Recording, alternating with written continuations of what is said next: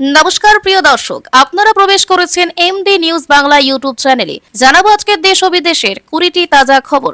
আপনারা যদি এই চ্যানেলে নতুন হয়ে থাকেন তাহলে অতি অবশ্যই চ্যানেলটিকে সাবস্ক্রাইব করে রাখুন। প্রথমে দেখে নেব আজকের গুরুত্বপূর্ণ হেডলাইন্স। আগস্টে ঢোকেনি 3000, অনেকেরই বন্ধ হবে অন্নপূর্ণা, কেন তালিকায় থাকতে পারেন আপনিও। ফেসবুক থেকে গায়েব মোদির ভিডিও, এক সপ্তাহে দ্বিতীয়বার মেটা কর্তাকে তলব কেন্দ্রের। চীনার পার্কেও পৌঁছে গিয়েছিল হামিম, ক্যাব ভাড়া করে সোজা চলে যায় কনভয়ের রুটে, সিএফ সূত্র। দিল্লিতে শেখ হাসিনার ভার্চুয়াল ভাষণে আপত্তি, ঢাকার ভারতের অবস্থান জানতে চাইল বাংলাদেশ। বড় সিদ্ধান্ত মোদী শাহের, বাংলাদেশ সীমান্তে তৈরি হচ্ছে 40টি নতুন সাবসিডিয়ারি ইন্টেলিজেন্স ব্যুরো। সিসি ক্যামেরার ভয়ে তোলেননি ছবি, শুভেন্দুর বাড়ির কাছে একাধিকবার রেকি হামিমের। বাকিপুরে বিভাগে বিজেপি, তবে অস্বস্তিতে ইন্ডিয়াও। কুণ্ঠাসা আরজেডির সঙ্গ ছেড়ে বিহারে কি পিকের হাত ধরবে কংগ্রেস। প্রহসন চলছে পাক অধিকৃত কাশ্মীরে ভোট নিয়ে সরব দিল্লির দাবি, অশান্তির ঘটনার আন্তর্জাতিক পর্যায়ে তদন্ত হোক। আমেরিকার সঙ্গে কোনো আলোচনাই হচ্ছে না, দাবি ইরানের। ক্ষুব্ধ ট্রাম্প বললেন, হয় চুক্তি নয় আত্মসমর্পণ। বৃহস্পতিবার তরুণ প্রজন্মের সঙ্গে বৈঠক, ভগবতের বয়স্কদের সঙ্গে কথা বলে লাভ কি, প্রশ্ন ককরোচ নেতা দীপকের। কোন এক অজ্ঞাত পরিচয়ের হাতে খুন, লস্করে 30 জঙ্গি, স্বীকার করে নিলেন পাকিস্তানি সন্ত্রাসবাদ সংগঠনের নেতা।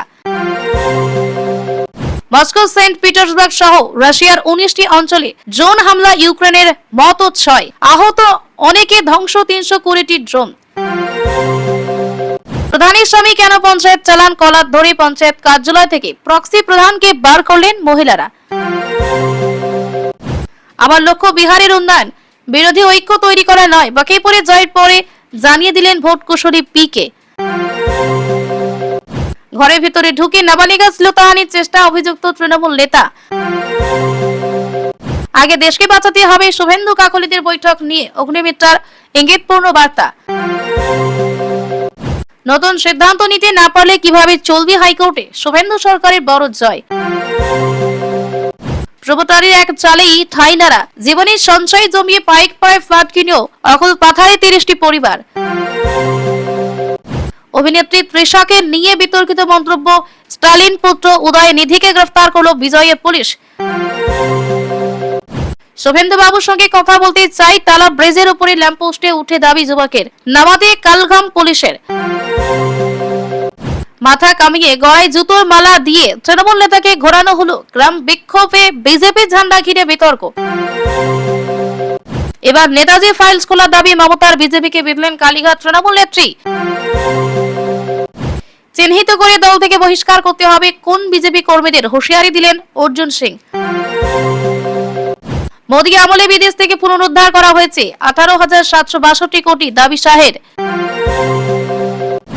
এবার অন্নপূর্ণার টাকা পেতে পারেন কাকলিদের হাত ধরেও আর একটা দরজা খুলে দিল শুভেন্দু সরকার। প্রিয় দর্শক, এতক্ষণ শুনলেন সংবাদ শিরোনাম, এবার আসছি এক এক করে বিস্তারিত খবর নিয়ে।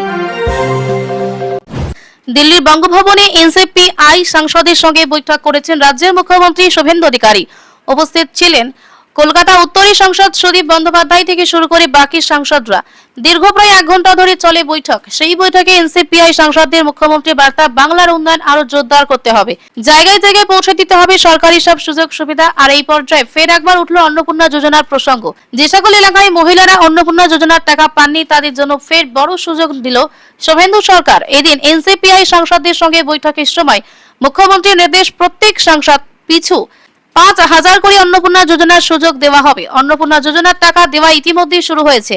অনেক উপভোক্তার অ্যাকাউন্টে যেমন টাকা ঢুকেছে, তেমনি অনেকের অ্যাকাউন্টে টাকা ঢোকেনি। সেই রকমই প্রত্যেক সাংসদ পিছু 5,000 করে অন্নপূর্ণা যোজনা প্রকল্পের সুবিধা দিলেন শুভেন্দু অধিকারী। অর্থাৎ এই 20 জন যে এলাকার সংসদ, সেই সংসদীয় কেন্দ্রে যারা অন্নপূর্ণা যোজনার টাকা পাননি, তেমনি 5,000 জন পাবেন টাকা। আজ বৈঠকের পর সংবাদ মাধ্যমের মুখোমুখি হন শতাব্দী রায়। তখনই তিনি অন্নপূর্ণা ভান্ডারের বিষয়টি তুলে ধরেন। শুভেন্দুর সঙ্গে হওয়া বৈঠক ভীষণ ভালো হয়ে উল্লেখ করে সাংসদ বলেন, খুব ভালো মিটিং হয়েছে। আমাদের এলাকার উন্নয়ন নিয়ে তিনি বলেছেন, কতগুলো রাস্তা করা হবে, কতগুলো আইসিডিএস সেন্টার করা হবে। আবার অনেকে আছেন যারা অন্নপূর্ণা ভান্ডারে আবেদন করেছেন অথচ পাননি। সেই রকম 5,000 জনের সুপারিশ এক সাংসদ একজন সাংসদ করতে পারবেন। সূত্রের খবর, এই নিয়ে 20 জন সাংসদরা মুখ্যমন্ত্রীকে জানিয়েছেন। তৃণমূলের পরিচয় থেকে বেরিয়ে এলেও নিচু তলার বিজেপি কর্মীদের সহযোগিতা এখনো তারা পাচ্ছেন না। আগের মানসিকতা নিয়েই তাদের বিরুদ্ধে যাচ্ছেন নিচু তলার কর্মীরা। পুলিশ প্রশাসনের পক্ষে যথেষ্ট সহযোগিতা মিলছে না বলে উল্লেখ করা হয়েছে বৈঠকে বলা সূত্রের খবর। অভিযোগ উঠছে, এলাকায় যেতে পারছেন না জগদীশ বসুনার মতো সাংসদ। এমত অবস্থায় সাধারণ মানুষের সঙ্গে জনসংযোগ আরো বাড়াতেই এই সুযোগ করে দেওয়া হলো এনসিপিআই সাংসদদের। প্রশ্ন রাজনৈতিক মহলের। কেন্দ্রীয় স্বরাষ্ট্রমন্ত্রী অমিত শাহ মঙ্গলবার সমাজ মাধ্যমে একটি পোস্ট করেছেন। তিনি তার পোস্টে জানিয়েছেন, মোদী সরকারের আমলে 2019 সাল থেকে এখনো পর্যন্ত বিদেশে পালিয়ে থাকা 274 জন অপরাধীকে দেশে ফিরিয়ে আনা হয়েছে। তিনি বলেছেন, ইউপিএ আমলে বছরে গড়ে মাত্র 4 জনকে ফিরিয়ে আনা হতো। এছাড়া তিনি বলেছেন, কঠোর আইন প্রয়োগে বিদেশ থেকে ফিরিয়ে আনা হয়েছে 18,762 কোটি টাকা। নতুন ভারত আইন সংস্কার প্রতিষ্ঠান ও বৈশ্বিক অংশীদারিত্বের মাধ্যমে নিরাপত্তার জাল শক্ত করছে। শাহের পোস্টে উল্লেখ করা হয়েছে, একটি শক্তিশালী ও নিরাপদ ভারতের দৃষ্টিভঙ্গির অধীনে মোদী সরকার জাল টেনেছে এবং বিদেশে লুকিয়ে থাকা পলাতকদের ধরেছে। তারা যে দেশেই পালিয়ে যাক না কেন, জাতীয় নিরাপত্তার নতুন দৃষ্টিভঙ্গি নিশ্চিত করেছে। 2019 সাল থেকে 274 জন অপরাধী প্রত্যাবর্তন। ইউপিএ আমলে বছরে মাত্র 4 জনের তুলনায় এটি অনেক বেশি। সেই দিনগুলো চলে গেছে যখন অপরাধীরা ব্যবস্থার ফাঁক দিয়ে পালিয়ে যেত। নতুন ভারত নতুন আইন প্রতিষ্ঠান ও বৈশ্বিক অংশীদারিত্বের মাধ্যমে পুরনো ব্যবস্থার প্রতিটি ফাঁক পূরণ করেছে এবং অবৈধ নিরাপত্তা জাল বুনেছে। সরকারি তথ্য অনুসারে এই 274 জনকে 36টি দেশ থেকে ফিরিয়ে আনা হয়েছে।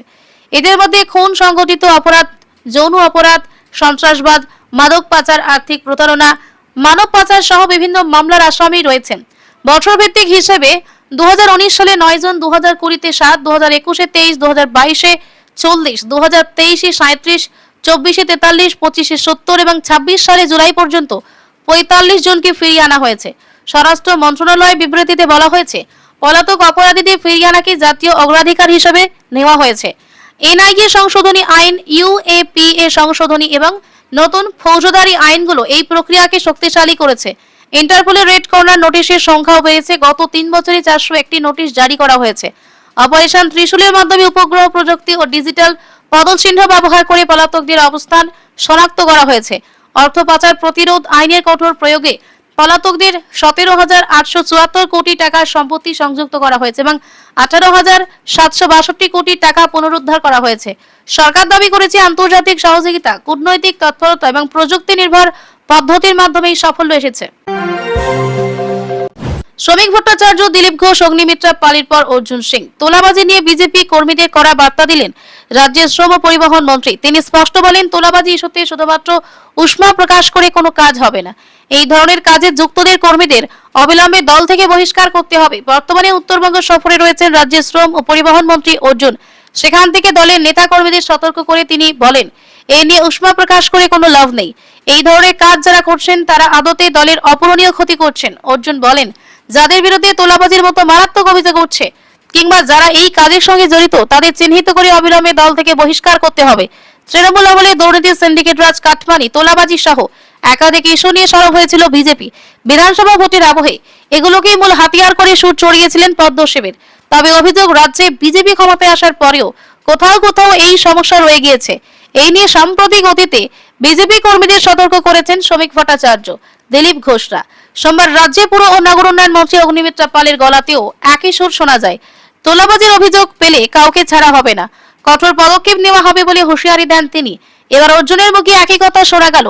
রাজ্যের শ্রম পরিবহন মন্ত্রী স্পষ্ট বলেন, তোলাবাজির অভিযোগ উঠলে শুধুমাত্র সতর্ক বার্তা দিয়ে অথবা উষ্মা প্রকাশ করে কোনো কাজ হবে না। যারা এই কাজের সঙ্গে যুক্ত অথবা যাদের বিরুদ্ধে এই ধরনের অভিযোগ উঠেছে তাদের সোজা দল থেকে বের করে দিতে হবে বলে জানান অর্জুন। বিজেপি ক্ষমতায় আসার আগে নেতাজি অন্তর্ধানের ফাইল প্রকাশের কথা বলেছিল, কিন্তু ক্ষমতায় এসে সেই সুভাষচন্দ্র বসুকে অসম্মান করা হচ্ছে, এমনই অভিযোগ তুললেন কালীঘাট তৃণমূল নেত্রী মমতা বন্দ্যোপাধ্যায়। শুধু তাই নয়, বিজেপিকে বিধিয়ে নেতাজি ফাইলস খোলার দাবিও তুললেন। নেতাজিকে যারা অসম্মান করছে তাদের বিরুদ্ধে আন্দোলনে নামার ডাক দিলেন নেত্রী। নেতাজি সুভাষচন্দ্র বসু বাংলার আবেগ, লড়াইয়ের মুখ, কিন্তু বিজেপির জনা কয়েক নেতা নেতাজিকেই অসম্মান করেছেন বলে অভিযোগ উঠেছে। সম্প্রতি রাজ্য রাজনীতিতে সেই নিয়ে জোর চর্চা শুরু হয়। এবার সেই নেতাজিকে ইস্যুতেই সুর চড়ালেন মমতা। এদিন সামাজিক মাধ্যমে নিজের কর্মী সমর্থকদের উদ্দেশ্যে বার্তা দিলেন নেত্রী। নিজের রাজ্যে নেতাজিকে অপমানিত হতে হবে সেই প্রশ্ন তুলেছেন মমতা। এদিন নেত্রী বলেন, ইন্ডিয়ান ন্যাশনাল আর্মি তৈরি করেছিলেন সুভাষচন্দ্র বসু, প্ল্যানিং কমিশন করেছিলেন তিনি, স্বাধীনতা আন্দোলনে আন্দামান নিকোবরের স্বাধীন দ্বীপের ঘোষণা করেছিলেন তিনি। জয় হিন্দ স্লোগান আজও মুখে মুখে। এখন দেশ থেকে নেতাজি রবীন্দ্রনাথ বাদ কলঙ্কের ভূষণ চাপানো হচ্ছে, নোংরা রাজনৈতিক খেলা চলছে। মমতা এদিন ফের আন্দোলনের ডাক দিয়েছেন। তার কথায়, যাদের বিবেক আছে ক্ষমতার চেয়ারের কাছে মাথা নত করতে না, তারা তাকান, প্রতিবাদ করুন। বিজেপি একসময় জানিয়েছিল ক্ষমতায় আসার পর নেতাজির ফাইল খোলা হবে, কিন্তু এখন আর কোনো কথা বলা হচ্ছে না বলে অভিযোগ তুলে মমতা নেতাজি ফাইলস খোলার দাবি তুলেছেন। তাকে কোনো রাজনৈতিক কর্মসূচির অনুমতি দেওয়া হচ্ছে না, আদালতে গিয়ে অনুমতি নিতে হচ্ছে। আরো একবার সেই অভিযোগ করেন মমতা, বিজেপি শাসনে গণতান্ত্রিক অধিকার, সাংবিধানিক অধিকার খর্ব হচ্ছে। সেই কথা এদিন বলেছেন নেত্রী। তার দলের নিচুতলা কর্মীদের মামলা দেওয়া হচ্ছে বলে তার অভিযোগ, কিন্তু আগামী দিনে আন্দোলন করেই তিনি ফিরে আসবেন, সেই কথা জোর গলায় বলেন প্রত্যয় মমতা। শুধু তাই নয়, জনগণনা শুরুর বিষয়ে সন্দিহান কালীঘাট তৃণমূলের নেত্রী জনগণনার কাছে কোনো রাজনৈতিক দলকে সঙ্গে নিয়ে হয়নি সেই অভিযোগ করেন। মমতার কথায় জনগণনার কার নাম থাকবে, কার নাম বাদ যাবে, আবার যে একটা পাল্টা এসআইআর হচ্ছে না, এমনিতেই তো 32 লক্ষ মানুষের নাম ওঠেনি, সুপ্রিম কোর্টেও বিচারের জন্য গিয়েছিলাম, এজন্য গণ আন্দোলন হওয়া উচিত।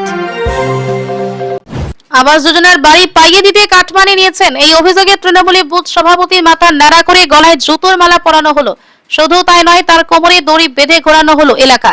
সেই বিক্ষোভে মিছিলে কেউ কেউ হাতে নিলেন বিজেপির পতাকা। মঙ্গলবার এই নিয়ে শোরগোল কোচবিহারের শীতলকুচিতে। শীতলকুচি বিধানসভার মাথাভাঙা 1 ব্লকের নয়াহাট গ্রাম পঞ্চায়েতের ডাঙ্গাপাড়া তৃণমূল বুথ সভাপতি ছিলেন অতুল বিশ্বাস।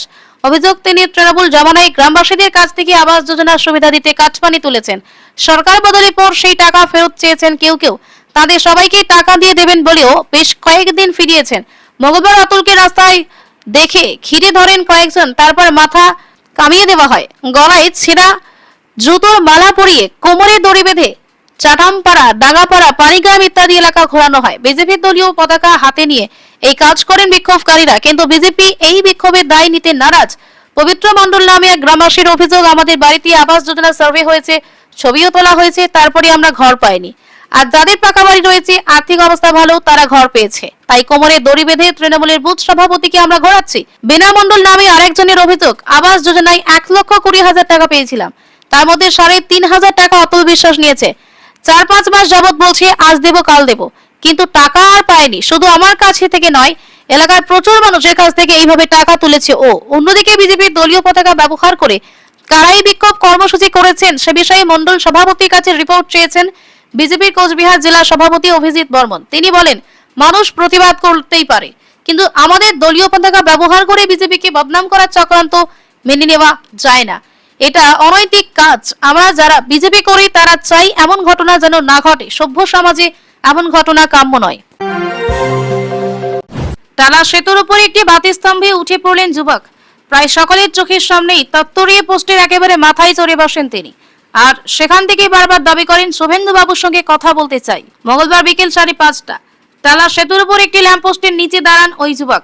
তারপর ল্যাম্পপোস্ট ধরে ওঠে অর্ধেকটা, তারপর পরনের জামাটা খুলে বেঁধে দেন ল্যাম্পপোস্টে। ওই অবস্থায় ল্যাম্পপোস্টের মাথায় উঠে বসেন তিনি। কিছুক্ষণ পর পকেট থেকে মোবাইল বার করে কিছু ভিডিও দেখাতে থাকেন সকলকে, তারপরে নিজেই উপর থেকে ভিডিও করা শুরু করেন। শুধু তাই নয়, ল্যাম্পপোস্টের মাথায় কসরত দেখান, কখনো ল্যাম্পপোস্টের উপরে রড ধরে ঝুলে পড়েন, আবার কখনো ওখানেই বসে পড়ে নানা স্ট্যান্ড দেখান। যুবকের কীর্তি দেখতে ভিড় স্থানীয়রা। সেতুর উপর গাড়ি দাঁড় করিয়ে অনেকে নেমে পড়েন, সকলে তাকে নেমে আসার জন্য অনুরোধ করেন, কিন্তু কারো কথা কর্ণপাত করতে রাজি ছিলেন না ওই যুবক। মাঝে মাঝে চিৎকার করে কিছু না কিছু বলছিলেন তিনি। স্থানীয়দের দাবি, ওই যুবককে বলতে শোনা গিয়েছে শুভেন্দু বাবুর সঙ্গে কথা বলতে চাই, কখনো আবার বলেন ওসির ভুঁড়ি ফাটিয়ে দেব। প্রায় 40 মিনিট ল্যাম্পপোস্টের উপরে ওই অবস্থায় ছিলেন যুবকটি। পরে পুরসভার গাছ কাটার গাড়ি এনে তাকে ওপর থেকে নামানো হয়। খবর পেয়ে ঘটনাস্থলে পৌঁছায় পুলিশ ও দমকল। দুর্যোগ মোকাবিলা বাহিনীও ছিল ঘটনাস্থলে। যুবকের এই কীর্তির কারণে শ্যামবাজার থেকে চিড়িয়া মোড়ের দিকে যাওয়ার রাস্তায় যানজটের সৃষ্টি হয়, পরপর গাড়ি দাঁড়িয়ে পড়ে, ফলে যাত্রীরা ভোগান্তির শিকার হন। তামিল অভিনেত্রী তৃষাকে নিয়ে বিতর্কিত মন্তব্যের জের গ্রেফতার তামিলনাড়ু বিরোধী দলনেতা উদয়নিধি স্টালিন। মঙ্গলবার সকালে নাটকীয় পরিস্থিতি তৈরি হয় চেন্নাইয়ে। এম কে স্টালিনের পুত্র উদয়নিধির বাড়িতে পৌঁছায় পুলিশ। তারপরে দেখা যায় উদয়নিধিকে নিয়ে বাড়ি থেকে বেরোচ্ছে পুলিশ, তখনই জানা যায় গ্রেফতার করা হয়েছে তাকে।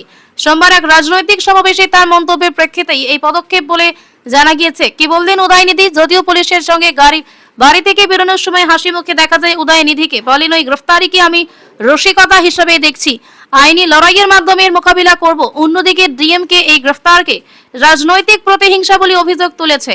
দলের নেতা টি.কে.এস. ইলঙ্গোভান বলেন, উদয়নিধি কারো বিরুদ্ধে কিছু বলেননি, তিনি শুধু মুখ্যমন্ত্রী বিজয়ের ব্যর্থতার কথা তুলে ধরেছেন। বক্তৃতায় কোনো অপমানজনক মন্তব্য ছিল না, এমনকি তৃষার নাম উল্লেখ করেননি তিনি। টিভিকে এই অভিযোগ খারিজ করেছে। দলের নেতা আমেরিকায় নারায়ণ বলেন, উদয়নিধিকে মুখ্যমন্ত্রী বিজয় বা টিভিকে বিরুদ্ধে কথা বলার জন্য গ্রেফতার করা হয়নি, একজন মহিলাকে অপমান করার জন্য গ্রেফতার করা হয়েছে। ঠিক কি হয়েছিল? সোমবার তাঞ্জাভুরে কাবেরী জলবন্টন ইস্যুতে আয়োজিত এক প্রতিবাদ সভায় বক্তব্য রাখছিলেন উদয়নিধি স্টালিন। তিনি অভিযোগ করেন, তামিলনাড়ু এখনো কাবেরীর এক ফোঁটা জলও পায়নি, অথচ মুখ্যমন্ত্রী জোসেফ বিজয় এই বিষয়ে উদাসীন। এই সময় জনতার মধ্যে থেকে কেউ তৃষা তৃষা বলে স্লোগান দিতে শুরু করেন। তখন উদয়নিধি বক্তব্য থামিয়ে মুখে হাসি নিয়ে একটি আপত্তিকর মন্তব্য করে বলেন। সেই মন্তব্যের ভিডিও সোশ্যাল মিডিয়ায় ছড়িয়ে পড়তেই তীব্র বিতর্কের সৃষ্টি হয়। এরপরে টিভিকে জাতীয় মহিলা কমিশনের কাছে অভিযোগ জানিয়ে উদয়নিধির বিরুদ্ধে ব্যবস্থা নেওয়ার দাবি তোলেন। পাশাপাশি পুলিশের কাছেও পৃথক অভিযোগ দায়ের করা হয়। অভিযোগপত্রে টিভিকে জানিয়েছে, উদয়নিধি স্টালিন জনসমাবেশে এক মহিলাকে উদ্দেশ্য করে আপত্তিকর ও অশালীন মন্তব্য করেছেন। দলের দাবি, এই ধরনের মন্তব্য জনসমক্ষে নারীর অবমাননার সমান, যা কোনোভাবেই গ্রহণযোগ্য নয়। উল্লেখ্য, তামিল ইন্ডাস্ট্রিতে জোর গুঞ্জন বিজয়ের বিশেষ বান্ধবী তৃষা শপথ গ্রহণ অনুষ্ঠানেও তার উপস্থিতি জল্পনা বাড়িয়েছে। শুধু তাই নয়, এমনও গুঞ্জন রয়েছে তৃষার জন্যই নাকি প্রথম স্ত্রীর সঙ্গে দূরত্ব বেড়েছিল বিজয়ের। দুজনের সম্পর্ক নিয়ে জল্পনা ছড়ানোর পর থেকে রাজনীতি ও চলচ্চিত্র জগতের বিভিন্ন মহল থেকে নানা মন্তব্য করা হয়েছে। চলতি বছরের শুরুতেই তামিলনাড়ু বিজেপি নেতা নাইনার নাগেন্দ্রনও তৃষাকে নিয়ে বিতর্কিত মন্তব্য করেছিলেন বলে অভিযোগ। পরে অভিনেত্রীর আইনি টিম সেই মন্তব্যের বিরুদ্ধে আপত্তি জানায়। আদালতে মামলা বিচারাধীন, কিন্তু সেই মামলা মিটার আগেই জমিতে ফ্ল্যাট বানিয়ে ফেলেছেন প্রমোটার। সেই ফ্ল্যাট বিক্রি করে ফেলেছেন। এরপর আর কোনো হদিশ নেই প্রমোটারের। তাদের অন্ধকারে রেখে ফ্ল্যাট বিক্রির অভিযোগে প্রমোটারের বিরুদ্ধে ফ্ল্যাট ছাড়া নোটিশ ধরিয়েছে পৌরসভা। নোটিশ হাতে পেতেই মাথায় হাত বাসিন্দাদের। মঙ্গলবার সকালে পৌরসভার তরফে ফ্ল্যাট নোটিশ টাঙানো হয়। আসে পুলিশ বাহিনীও। ফ্ল্যাটের নিচে যে দোকান রয়েছে সেগুলি বন্ধ করে দেওয়া হবে বলে পৌরসভার তরফে জানানো হয়েছে। ইতিমধ্যে ফ্ল্যাটের নিচে একাধিক দোকান সিল করে দেওয়া হয়েছে। পুলিশ এদিন যেতেই বিক্ষোভে ফেটে পড়েন ফ্ল্যাটের বাসিন্দারা। পুলিশের পায়ে পড়ে তারা জানাতে থাকেন, তারা বিন্দুমাত্র কোনো সময় দেওয়া হয়নি। তারা কোথায় যাবেন? স্থানীয় এক বাসিন্দা বলছেন, যেখানে ফ্ল্যাট হয়েছে সেখানে আগে একটি টালি বাড়ি ছিল। টালির বাড়িটা 150 বছরের ছিল। 3 পুরুষ সেখানে থাকতো। এই বিল্ডিং তৈরি হয়েছে 3 বছর। পুলিশ জানাচ্ছে 1986 সাল থেকে এই জমি নিয়ে মামলা চলছে। 2022 সালে ফ্ল্যাট তৈরি করা হয়। ফ্ল্যাট কিনে ঢুকে যাওয়ার পর প্রমোটার জানান এই জমি নিয়ে মামলা চলছে, কিন্তু ততদিনে অনেক পরিবারই ফ্ল্যাটে ঢুকে পড়েছে। এই মামলা চলাকালীন আদালত কোনো স্টে অর্ডার দেয়নি। চলতি বছরের জুন মাসে মামলায় জিতে যান মালিক পক্ষ। তাতেই পুলিশ ফ্ল্যাট খালি করার নোটিশ নিয়ে এদিন আসে। ওই ফ্ল্যাটে মূলত 30টি পরিবার থাকে। 23টি পরিবার তাদের জীবনের সর্বস্ব পুঁজি দিয়ে ফ্ল্যাট কিনেছিলেন। 5 জন শরিক রয়েছে। যারা শরিকি তারা প্রমোটারের থেকে কিছুটা বেশি স্কোয়ার ফিটের ফ্ল্যাট নিয়েছে। 19 লক্ষ টাকা দিয়ে 720 স্কোয়ার ফুটে ফ্ল্যাট কিনেছিলেন। তিনি বললেন, আমাকে দলিল দেননি প্রমোটার, 999 বছরের ডিট দিয়েছিলেন। এলাকায় 8 থেকে 9 মাস আগে শেষ প্রমোটারের সঙ্গে দেখা গিয়েছিল। তারপর থেকে তিনি পালিয়ে বেড়াচ্ছেন। কান্নায় ভেঙে পড়েছেন ফ্ল্যাটের বাসিন্দারা।